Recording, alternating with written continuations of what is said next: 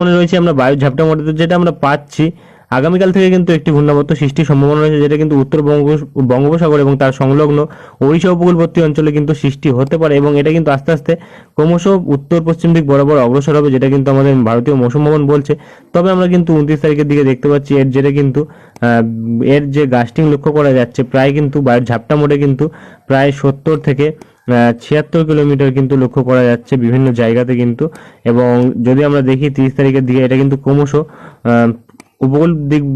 বরাবর কিন্তু এগিয়ে আসছে, এবং তার জেরে কিন্তু আমরা দেখতে পাচ্ছি এপাশে আমাদের দক্ষিণবঙ্গ থেকে শুরু করে বাংলাদেশের বিভিন্ন জায়গায় কিন্তু